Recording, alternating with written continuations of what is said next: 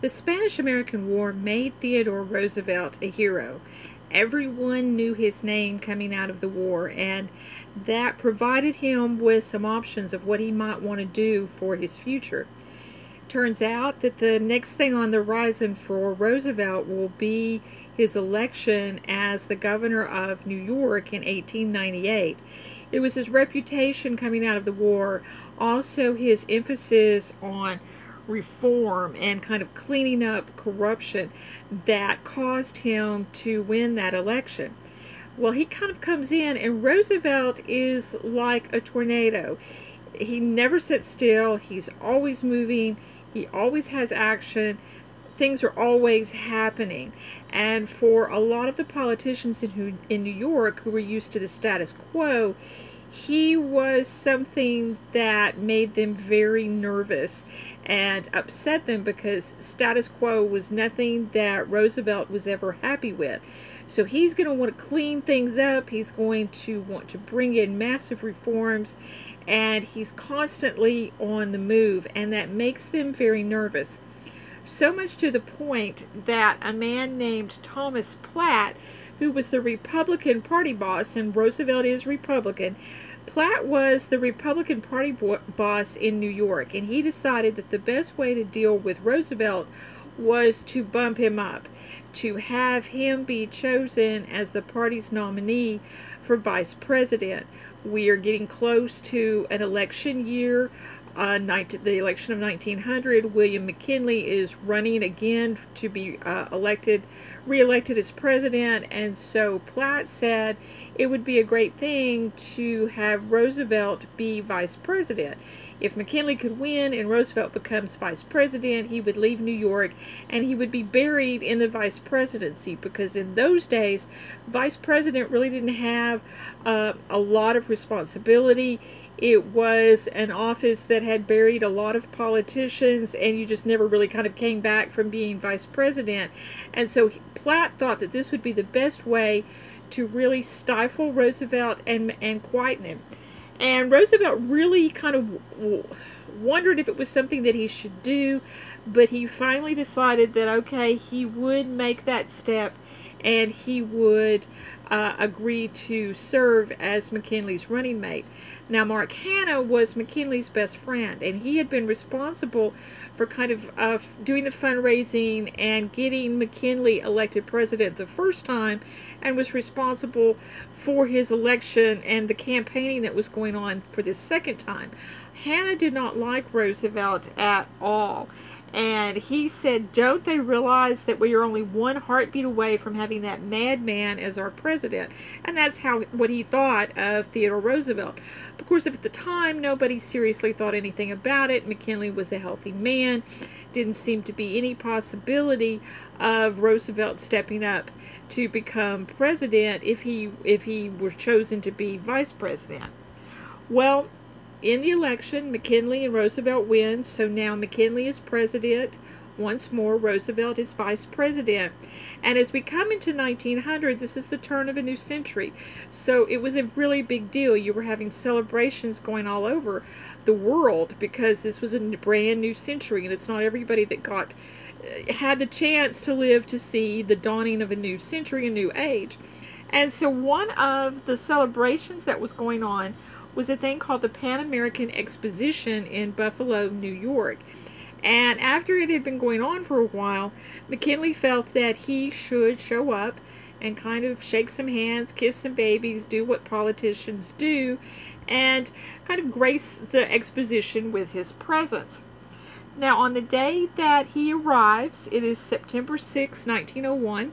It is hot for that time period. It's in the 80s.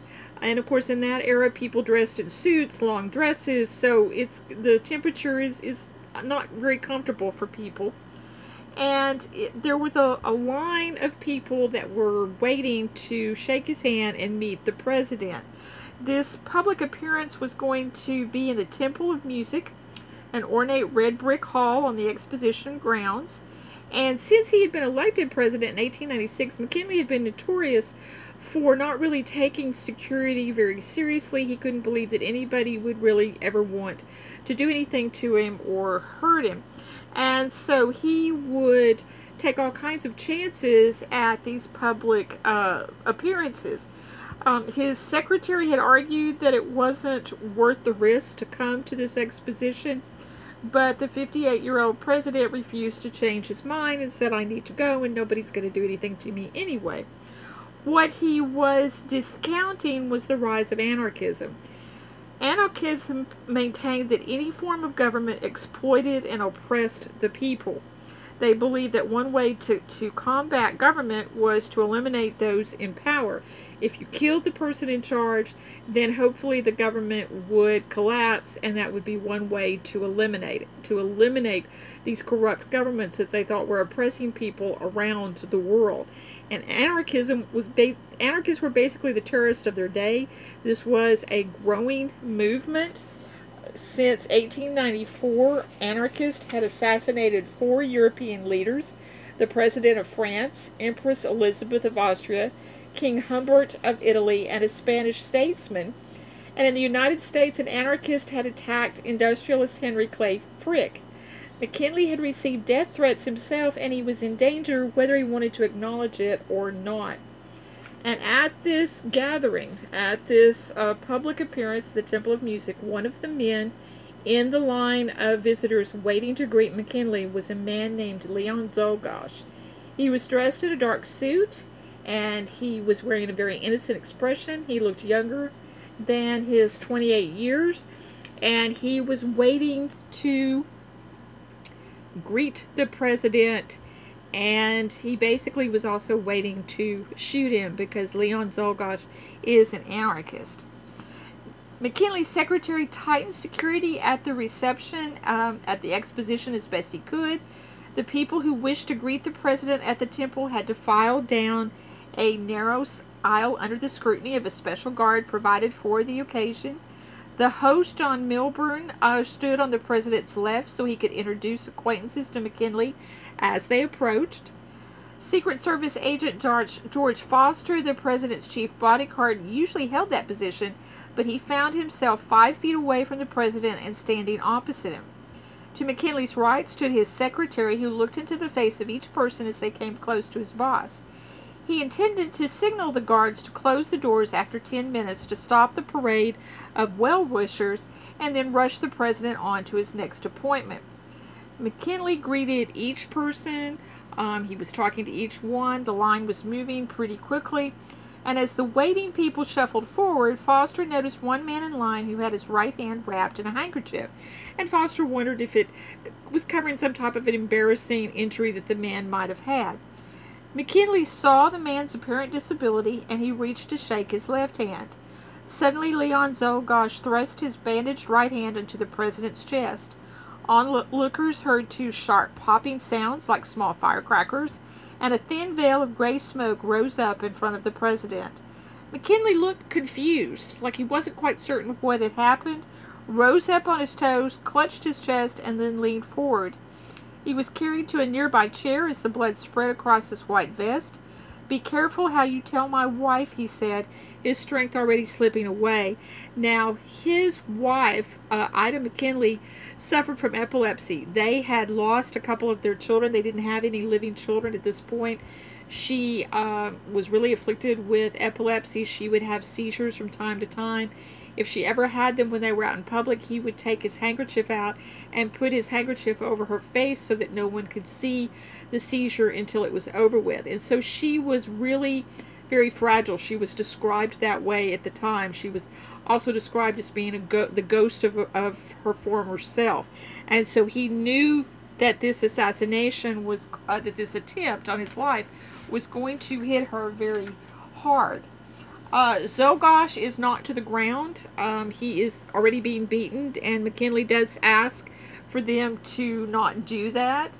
Czolgosz is going to be arrested and taken off to jail, where again a mob appears, and the guards there and the commander at that jail are only going to be the only things that will stop him from being lynched that day.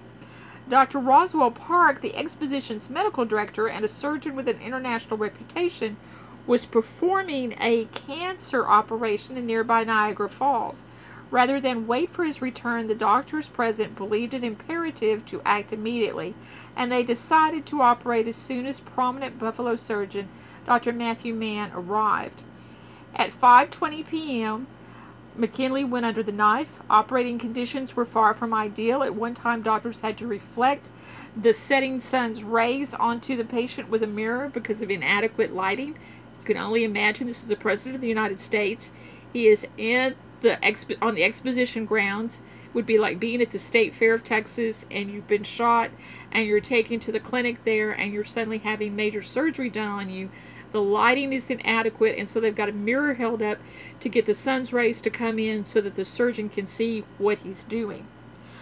The president appeared to be all right. At 7 p.m., the doctors released a statement detailing the extent of his injuries and describing the surgery, during which they had searched for but could not find the second bullet because McKinley had been shot twice. They were cautiously optimistic, so much so that Roosevelt went off on kind of a hiking trip that he had been planning because it looked like McKinley was going to be okay.